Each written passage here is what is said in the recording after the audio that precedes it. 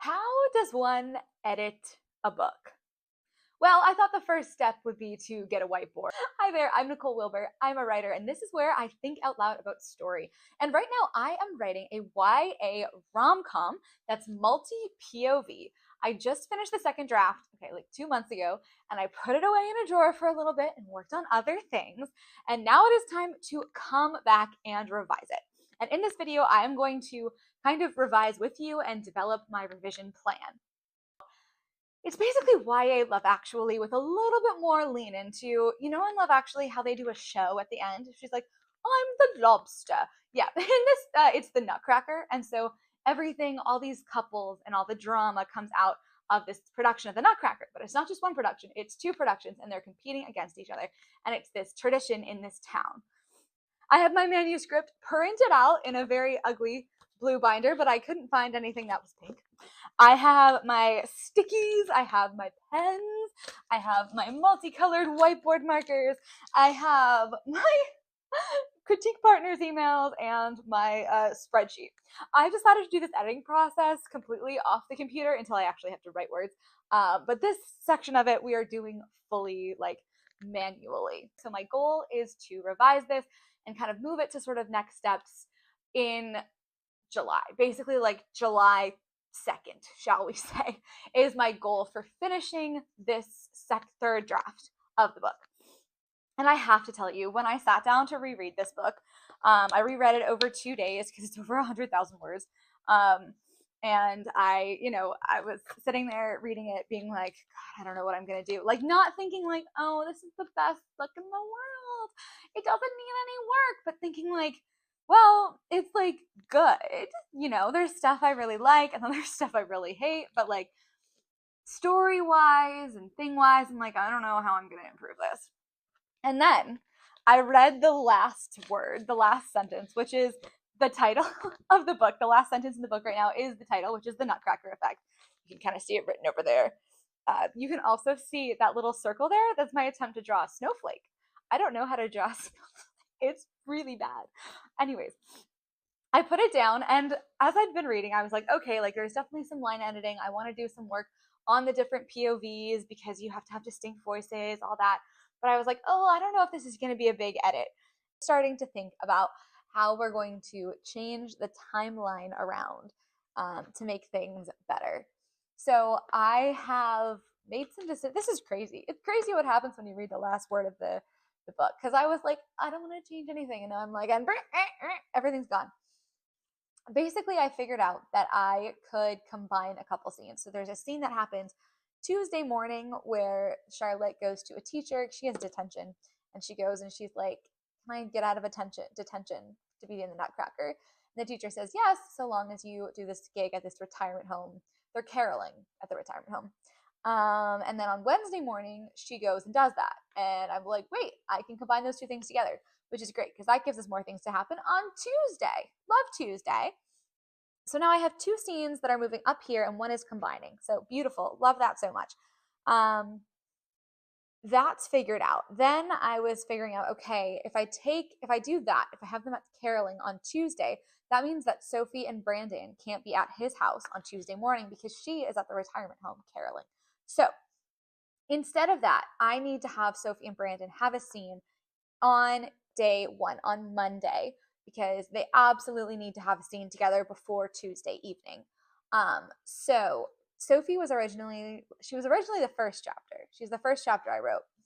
And then I got feedback from people being like, Charlotte is the main character. Charlotte must be the first chapter. And I'm like, oh, fine. So finally wrote the first scene for Charlotte, which I'm not sure if that will stay. But I did decide that my beautiful favorite Sophie scene of her going to bribe the drama teacher for access to the cast list, I crossed it out. And now she's going to come in and she's going to be the fourth POV, fifth. She's actually going to be the last POV we see, which is potentially a little risky, because which one would be better? Maybe Julian and Sophie could be interchangeable. I don't know what her scene, I do know what her scene's going to be though. And it's going to be with Brandon, and that'll be great. So good. So that's that figured out. Yeah. this is going well. We're getting things done. We have this here. What I have to figure out next is I've been like avoiding doing it on the computer. I don't want to do it on the computer, but like this is a lot of writing out by hand. So I could get scene cards. I always do scene cards and then I use them for 5 minutes and then I'm like, oh, I'm done. They make for great pictures for social media content, but not so much else. I could go day by day on my whiteboard. This is an idea. All right, I'll see you back in a few minutes with the whiteboard. Okay, I don't know how to do this so you can see appropriately, but we're gonna go for it. You definitely can't read. Okay, we'll try. We're gonna try. So Monday I already made the changes too. So it used to be Sophie was up here. She is now down here. So that's good. Tuesday is the hard one. So I will show you what I'm thinking. Right now we have Sophie and Brandon on stairs and then Shar asking for clemency. So what happens in this beat here, I'm going to move over to here. Because honestly, the original Sophie scene is good as an opening scene, I think, but it doesn't have, it has consequences, it sets things up, but I don't think it has as much cause as an effect as I would ideally want. So move that over there, that'll have my cause and effect. Then Shar clemency scene links over here with these two scenes, which are the caroling ones. So what we're going to do is basically make this Shar, I do not know how to, I'm writing upside down. Okay. Char's caroling. And then these two scenes go in here instead. So they're now not there, which is great. And that's also not there. So that's moved over there. Bye, bye, bye. This is now Char caroling with this Sophie scene too. And then we just have Tuesday is short and that's okay. And then we just have Lewis joins, Mia, Hammock, Julian. I feel like that's good. Is that everybody? Char, Sophie. We'll have Sophie here. There's two scenes here. Char, Soph, Lewis, Mia, Julian. Yeah. Everybody has one scene on Tuesday. That seems okay, right? That should be fine. And then we get to Wednesday. And Wednesday is where things get interesting because what's interesting is there is a cause and effect. So what happens in this scene now, the Carol scene, directly affects the pants situation. That's a cause, and there's the effect. So that's great. I like that there's a little bit of delay of game there for it. That's kind of cool. This is ridiculous. Okay, it's fine. Hot chocolate I have trouble with because the characters that are involved in hot chocolate are the same characters involved in pants. And those just seem a little too close together. Pants could happen later in the day. What does it say here? Lewis in history. Oh, yeah. Okay. If these are no longer here, Lewis in history is now going to be the first scene. Oh, there's actually another scene on Tuesday that's from Mia's perspective. That actually, it would be in here. Actually, there's a Mia. Mia has a scene in here. And I think I'll keep that. So then if I go over here, these two are ostensibly gone. They're moved. Can I start with hot chocolate? It feels like it's too much of those characters if I start with hot chocolate. But could hot chocolate happen anywhere else? I don't know. And then we have pants. And then we have Lewis dancing. And then we have Sophie rehearsal, Char stage time, Mia hands. The Mia hands one I'm also thinking, right? Because now all these 3 days plus Thursday day have to happen in the first 50%. So Mia does need a scene here, but maybe it's a different scene. I almost wonder if this should come over here. And then this becomes my midpoint. I'm going to write it upside down. That's fine. You can't even see. Okay. And then this goes closer to the midpoint. That would actually make a lot of sense because I think that this, it's Mia hands, but it's instead, it's not going to be Mia hands anymore. It's going to be Mia, it's going to be, this is hilarious. It's going to be Mia probably dancing, which I love. So that could be more midpointy, which means she doesn't have a scene in here. Oh, she does. Oh, she does, because we're moving Mia hammock. And so, okay, so we have this Mia. This is Mia, like, being badass. Then we have Mia hammock happen over here. I do like that. Do I like that? I'm going to have to kind of go through each character individually and map out their arc. But for now, I think that kind of makes sense. We have Pants Pants, Lewis dancing. If I wanted to keep hot chocolate there, what happens on Thursday? Yeah, hot chocolate literally can't happen anywhere else. Hot chocolate has to happen. I think hot chocolate has to stay. We're going to keep hot chocolate there. It's very exciting. Then Lewis in history. Yeah, so it will be hot chocolate. Then Lewis in history. And then we could have, sorry, I have Mia hammock going up there. Mia hammock going in right here. And then Pants Pants. Lewis dancing. Sophie Shar. And this is not here for today. This is going over to the party. That could work. I don't know about what this scene is anymore, though. This scene, because I think I'm getting rid of this reporter. Because if I get rid of the opening scene that I have on Monday right now, if I get rid of the Sophie scene, then the reporting scene was the effect of that, and that no longer works. There has to be a Shar scene, but it's not a reporting one. There's no reporter. That obviously links to this interstitial issue, but because I've also made sneak peek lead to the All Is Lost, I also don't need the article. So that's actually, I really like that because that simplifies the story quite a bit. All right. I think we're good. I need to do Thursday and Friday, but there's no more space on my whiteboard. I need to rethink this. So, 1 second. How anybody does this is beyond me. Okay. So, we talked about Monday, Tuesday, Wednesday. Saturday we're oh my god. Saturday we're not going to touch because of spoilers. Thursday and Friday.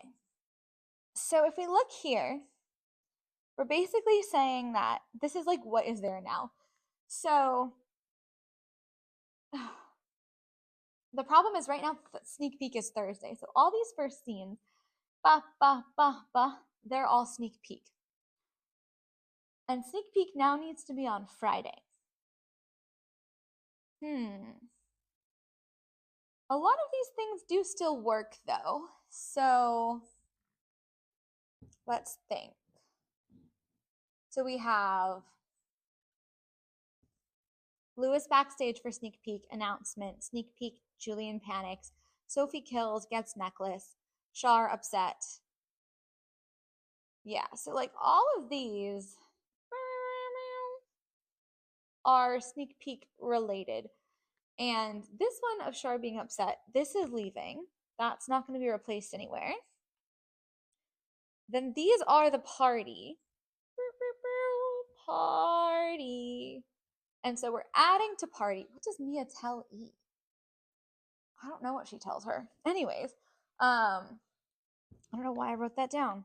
We have Julian at the party, Lewis at the party, and we can add Mia at the party. Because Mia party, remember where we had where it said hands? Mia party, hands. That's going to happen now at the party. Very excitingly. Hands and maybe a dance. Oh, I love it. So nice for Mia. So this is all part of Thursday.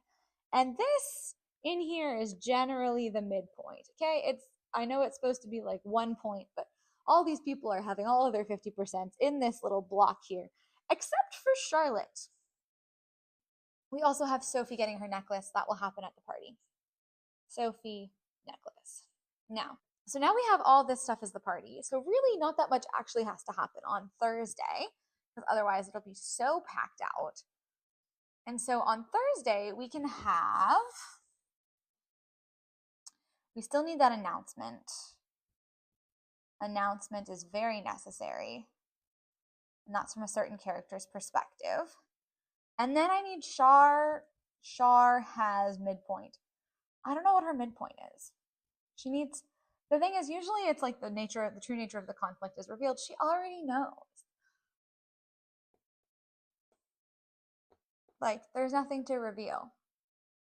Could it be a reveal of why it's a competition? Could it have something to do with the interstitials and the superintendent and something, something, something? It could. It could. So Char is having a midpoint. There's an announcement, and then Char is having a midpoint. And then everybody else is having their midpoint, and it's going to be very happily right here because we're having a midpoint party. I love a midpoint party. And that, I think, solves that. So going over to Friday, we have something there that says, J panic. No. Bye-bye. C gets upset. She gets an article. No, that article is no longer happening. We're getting rid of that. So that means that in here, oh yes, so we have the Spotify scene. The Spotify scene definitely happens to happen on Friday. And it should, you can see where it says right there. This is the Spotify scene. Spotify! It's a great scene. Spotify has to happen on Saturday. So does Sophie Says. Well, no, Friday. Sorry, we're in Friday.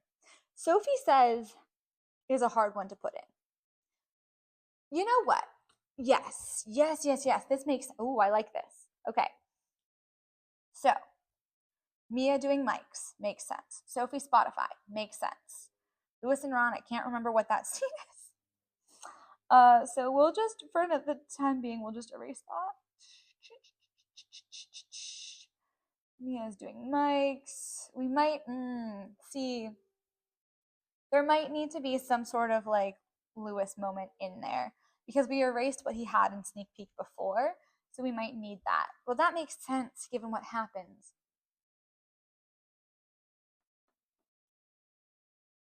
It's a great question.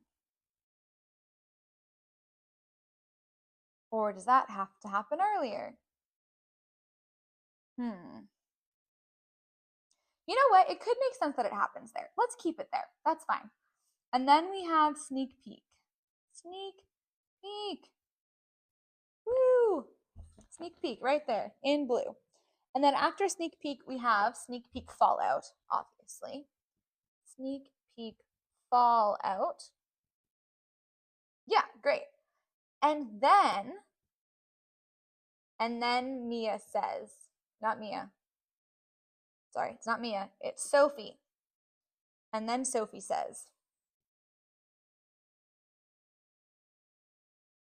And then we have Resolve, Pizza, Charlotte's speech, and Julian's big moment. That's this stuff on the bottom. I think that all stays the same. Sophie says that will stay more or less the same, but we'll have her come off of Sneak Peek. We'll have the Sneak Peek Fallout there.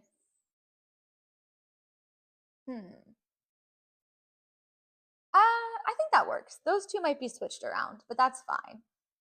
Just how does the fallout happen is going to be an interesting one, because originally that's kind of through an interstitial on how we see the fallout. There might be a scene in there or so. Maybe Mia. Maybe Mia needs another scene somewhere in here. It goes Mia and then Char has the fallout. Mia then Char. Okay. And then Saturday, I think, pretty much stays the same, depending on what I do with the interstitials. So, okay. I think it seems like it could work. It's a plan, anyways. It's a plan. And of course, I'll be writing this POV by POV. So I'm just going to write like all of Char, all of Lewis, all of Julian, all of Mia with these changes, I think, because it's mostly making sure that the relationships are developing properly, I think, at this point. So that should work. I wanted to do a pass where I was really looking at it character by character, and I think this is that pass. So it's just figuring out what is Char's midpoint and what's happening with the interstitials. That's what it is. Oh, the interstitials. I love my interstitials, but my interstitials don't make that much sense. Hold on, 1 sec. Whiteboards are very difficult. Okay. All right, what did you say? Not completely working for me just yet, obviously. I love the concept. The breadcrumb foreshadowing could be good. I hope.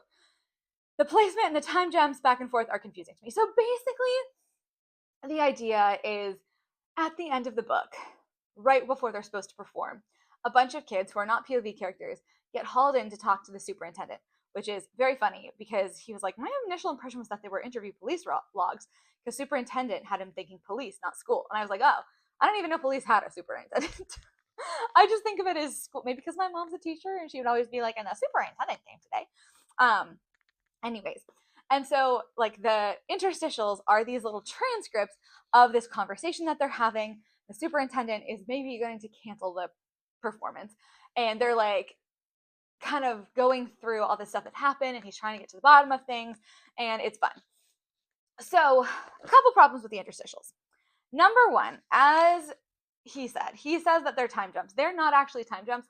They're the interviews are talking about different things that happened, and I've like put the things that they're talking about close to where they are in the book. So they're going back and talking about other events of the book in this interview, but then it feels like they're jumping around. The other thing I also have are these social media posts from a character named Callie. Callie was actually in the first draft of this book as a POV character, as like this little grade 9 who had the cutest romance, and I loved her, but she was not involved in the production, so she had to leave. But I brought Callie back in my interstitials, which I'm very excited about. It's Kali, by the way. Just it's very important for me that you know that it's Kali. Okay.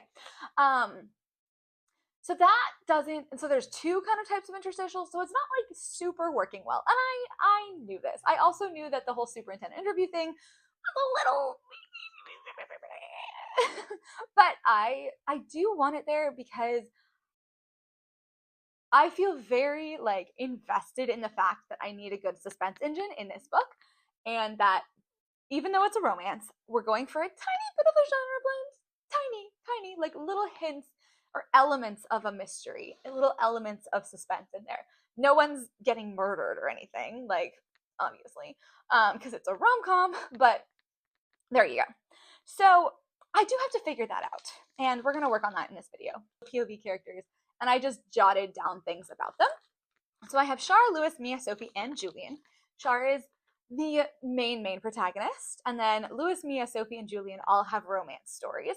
Char does not, which is interesting given it's a rom-com, but it's fine because she has it works. That part is not the part that I'm worried about. She has like a major role in the nutcracker of it all, which is why she's the main protagonist. Anyways, I definitely know that Mia is the weakest of all of the characters right now, which is odd because for the longest time she was the one that was easiest to write. She became hardest to write, and I think it's fully because the conflict in her romance, like why she's not going for it, is not well defined. Lewis is actually pretty good. Sophie is good. Julian I wrote nothing, so he's fairly decent as well. And then Char has a couple things, but yeah. So that's what I wrote down when I was doing it. And then I finished and I was like, okay, let's think of all the problems we have in this book. Problem number one, obviously, and challenges with the book, right? It's 5 POVs. There's a lot of switching between them. We also add in the interstitials. That's even more context switching. Difficult to pull off.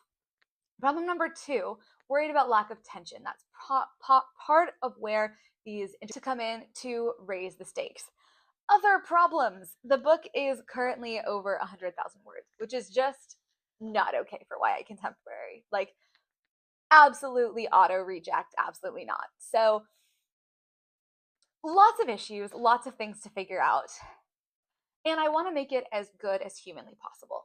So I definitely, as I said, I was like, I don't think this is going to be a big edit, and then I sat down and was like, I think we can get rid of an entire sequence. And so I've been sitting trying to work out like what the 25, 50, and 75% marks are for the global story, as in what's like our break into 2, our midpoint, and our break into 3, like to use those terms. I don't know if I love those terms, but whatever. More like what is like the crossing the threshold, the midpoint, and the all is lost. And I figured out that originally I had Shar, who's our main character, at the midpoint was kind of a loss, sort of. There's this fun thing in the school where they have a thing called sneak peek, where they perform a number from the Nutcracker for the rest of the school, and everyone was going to be like, oh, like Char's production is so bad. And so that is kind of what everyone's saying it's bad, is what puts her into kind of overdrive to be like, the obsessive drive from Anatomy of Story, where she like has all these ideas and she kind of becomes like a worse version of herself, and that all culminates in the all is lost moment where she quits, and then you have your all is lost, and then there's a high tower surprise as well, which is like a moment where again it looks like we're gonna lose. It was a lot of up and down for 5 POVs. So one thing I decided was, I think, and I can't figure out where that gosh darn heck I sound so southern. Where the fuck I put the notes I was making. Oh, they're in this one. Way too many. Here we go. Okay. Where I put the notes I was making. We have too many knockdowns. So I decided that I might push Sneak Peek was originally at the midpoint at 50%. I think Sneak Peek is going to go down and maybe happen at like a 65 or so. And then she's going to quit at 75%. And so I'm bringing those two down points together to create one more impactful all is lost moment. And that makes total sense to me. Because there's so many POVs, I can't have all this up, down, up, down, up, down, up, down. Like, no. It's also too much. It felt too repetitive as I was reading of the same thing. She starts kind of having given up, and then she's like, and I'm going to commit. And then to have her be like, and I'm giving up, and I'm committing, and I'm giving up, and I'm committing like a million times does not work. Characters can't keep making the same kind of decisions, like going the same beat. It needs to be different. Obviously, it needs to evolve. So that's great. I have her quitting because of Sneak Peek at 75%. Does she really quit? I don't know. There's a whatever that is. I don't know if she actually quits. There's some sort of big blow up. At the 50, that means I don't know what the midpoint is. Yeah. So that I don't know what the midpoint is, because Sneak Peek was the midpoint. So we need a new midpoint. And I do think I have some options. So, I was thinking there's a party in this. And one of the things my critique partner pointed out, a cast party before the show, I know, one of the things my critique partner pointed out was, you should make more of this party. Totally agree. Actually, in the first draft, the party was much bigger. And we love a midpoint party, right? That's such a classic for a reason. Yeah, and it would make sense for the party to happen, and then like maybe the cast got drunk and they're hungover at Sneak Peek, so they perform really poorly, and then that's why part of why like it goes poorly. They perform poorly, that's why it goes poorly. Beautiful word. I'm a writer, people. Okay, that could work. However, at the party, Lewis has a thing that happens that I had as his all is lost moment, and the thing is, it's not his all is lost moment though. It doesn't have to be. I could play it so it's more of his midpoint in his relationship, because what it was, because they do have to have fallout, and I guess the all is lost moment is they go into a friend zone thing. That would work. That could actually work. Okay, I'm very much leaning towards this party as the midpoint, just for now. So that's one thing I'm doing. So but before I do any of this restructuring, I do need to figure out the interstitials. That's kind of my one priority order. Priority number one, figure out the interstitials. And also the climax, and that whole plot line. Priority 2 is figuring out the restructuring, which is what we're just talking about. I do think it's just like making a bigger deal of, here is the midpoint, here's the 25, here's the 75. Not to follow any formulas, but I really want the reader to be able to feel that sense of progress. In a story with so many POVs, I think having those distinct moments is even more important. Yeah. first time ever, there are 2 productions, I have to make that change. And then we have some things that I was thinking of as I was going through that are going to be really fun to do. But I just want to make, that's what the more cookies, more butter means. I mean, more magical cookies, more butter. It's like no one is eating an ice cream sandwich because they want a sandwich. They want the ice cream. And I want to make sure that I'm delivering the quote unquote ice cream in the story. So there are moments I'm looking at the characters and I'm like, I want to make sure that like so many of these scenes are things that are going to make the reader squeal, that they would like post on social media about. Like what quotes is someone going to like capture, or what is going to like fill them with like pleasure, like those moments, building those moments in of the like the reader is going to adore this. I think I need to put more focus on that. I also want to put a little bit more focus on set pieces. So the idea that like what are the scenes that if this was a movie trailer, what scenes would they be using, right? Like what are those like big memorable scenes that you think of that are so like just pulling everything out so it's richer, so it's more pleasure, like more, just more pleasure, like more memorable, bigger, more dramatic, like within the context of it's an art school. It was one thing that my critique partner mentioned was I want more of the school, like more of the history. Love that, absolutely. I want to add that in. And then I want to go POV by POV and work on each of those stories individually. And I think that's how I'm actually going to approach the writing is I'm going to do like Lewis and then Char and then Mia, and Mia needs some gosh darn work. Yeah. But I want to create like a POV Bible because I don't want to resort to any sort of gimmicks in the prose, but I do want to make sure I am making each one as distinct as possible. So like, yeah, so each one has like a particular kind of humor that they use.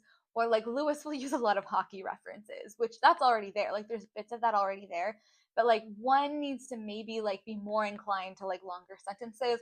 One, I have a thing in this book. By the end, it was really driving me nuts. I was like, this is like a long sentence and I'm just listing shit. I'm like, okay, next. This is boring. And I think it's because I was the same kind of style, like the same kind of techniques being used throughout all POVs. And that's okay, but I want to lean into having the more differentiated. So I can't always use this like lyrically more, it's not that lyrical, but more lyrically lifting style for all of them. You know, one of them can have that.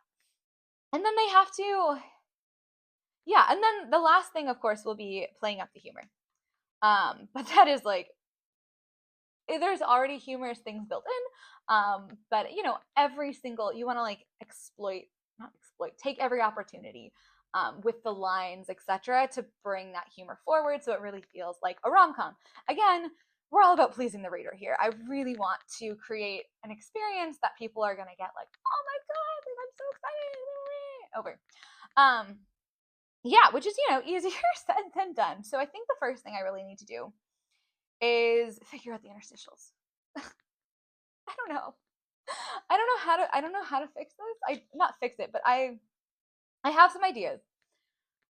I just need to figure out what makes sense. The theme of the book, if I may, is it, and this wasn't my intention, but as I started writing it, it's very much become this. It was always kind of like it's performers, right? So it's like, how am I performing on stage and in life, and like how am I really authentically. And since I added the interstitials and this whole Callie element, there's been an element of social media to it that's like, who are we putting out on social media? And like, how much should we care about what other people think of us? And like, we're performing all the time because we're performing on stage, we're performing on social media, we're performing in our real lives. And then we have like this other like secret, authentic, who we really are. It's like very different and not getting out there. And a lot of the kids are almost being like paparazzi'd in like their own little bubble by like having their, you know, relationships and things discussed online, which I think is probably relatable to the children of today. And it's certainly relatable to me, not in that people are like blasting my personal life out there, but I sometimes travel in a very close community and you know when people are talking about you. And so I can imagine a lot of that going online now. I digress. So it's very much this like, and then that ties into the Christmas and the love bit. It's like, these are the things that are important, not like how you are being perceived. So, for that reason, I like the social media aspect. I think that's an important part of it now. But I also brought in a newspaper reporter in the second draft who was writing an article, which did help for some things and is like why the superintendent is getting involved. But I also, one of the things that's interesting right now, and I know this is the stage I'm at, I need to simplify to deepen. You know what I mean? Like, I don't need to have a social media thing and a newspaper article. Like, I need to simplify one so we can go deeper and have more of it and have it be more impactful. I think I'm just using the newspaper thing as an example. Yeah. So I'm going to go and actually, first, I have to go to this piano room that I've booked out for a couple hours because I'm singing in Aida this weekend and I don't know the music. I'm in the choir, it's okay, but I do need to go learn it. And then on my walk and then like throughout the day, I'm going to keep brainstorming this because I do think figuring out that climax is like the key, right? Is the key to this book. And figuring out that suspense element, which was the part that I was pantsing while I was drafting this. So like the love stories were there, but like the genre twist was pantsing. So now I have to figure it out for real. So I'm going to do that and then I will report back to you. The sun is really just like shining it on me and there's nothing I can do about it. Yeah, so it is the next day. You can see I'm in a different outfit. And I've been doing a lot of kind of research around trying to figure out these interstitials. I spent a lot of time doing research on like school superintendents and school boards and their role. You know, what is their role? Like, would they be involved in an incident? Blah, blah, blah. I do know that kids might not understand superintendent, so I could just call him school board president um, as well. That's besides the point. And basically, like, I think everything I've outlined that I have in the book is plausible, especially because the school would be concerned about litigation. That came up a lot. And like sometimes after something goes wrong, like school leaders won't even talk to families because they're so concerned about litigation. So trying to get to the bottom of it, hush things up, figure stuff out, litigation, like there. That totally makes sense why a superintendent or school board person would like want to interview kids and figure out if like an incident happened, what went wrong with it, basically. What where I haven't gotten is figured out what these interstitials are. So one of the ideas, and it was my critique partner's idea, which I really did like, was that Callie is like filming a documentary. And these are little bits from it. And it would actually work so well because the prologue could actually be her doing the documentary. It's really cute. Can I read you this part of the prologue? I don't think it, I'm, there's a, like a, if this ever saw the light of day, there's like a 10% chance this would actually get to being in the real book. I know, but I like it. So every December, thousands of little girls are stuffed into scratchy party dresses, adorned with hair bows, and towed into cavernous auditoriums to watch a ballerina fight a mouse king and dance with a mechanical doll. I love it so much. And then I like have a little bit about that. And then we have a bit that's like long past putting out milk and cookies, when mom asks us to wrap our own gifts from Santa, when holiday parties become more about spinning bottles than ringing bells. We look back on that day, remember the vision of snow falling onto delicate white tutus, and feel again, just for a moment, the anticipation, the joy, the pure enchantment. This December, we're the ones on stage. And it goes on like a little bit. It's like 3 paragraphs, 4 paragraphs. It's so cute. And I was inspired by the Love Actually beginning because that's what the book is. And it's like love actually exists. And we're not copying the same thing, but we are like a little bit. We're putting it in a performing arts context. It's meant to like set the stakes because my theory is that that Love Actually bit in the airport was there to raise the stakes and to make it feel like these love stories are like all love stories to like add to the universality. So that's kind of what I was going with that prologue. Anyways, it could be that that prologue is like basically Callie speaking. And there's the like epilogue is done in the same tone, the same we. And I could change that. So it's Callie speaking. So that could work really great. The issue with that being is I love right now how the interstitials are meant to be transcripts of a conversation that's happening during the climax while my characters are all doing other things. So, and like trying to get the show back on. So, a documentary filmed by Callie wouldn't work for that because then the interstitials would be like people talking about it, great, and we could still use the same suspense things, but then she wouldn't be interviewing them during the climax. And so something else would be happening during the climax. Could they still be in with the superintendent? Maybe. We just wouldn't know what's going on inside the room. And then when would she do those interviews? Would it be over Christmas break? So I was like, oh, she could be, like she could have had her recorder on because she's in the room with the superintendent and like decide to put that in her documentary because she's like secretly recording it, which could make sense, but I don't know how I'm going to get that across to an audience that she's secretly recording that and make all the pieces go together. I really like that there's something going on during the climax because it adds so much to it. It like raises the stakes. The idea that the superintendent is going to like cancel the Nutcracker, not just for this year, but for all years, and say like, this is going to be done. We're over. Because I like it. Thank you so much for revising for draft 3 with me.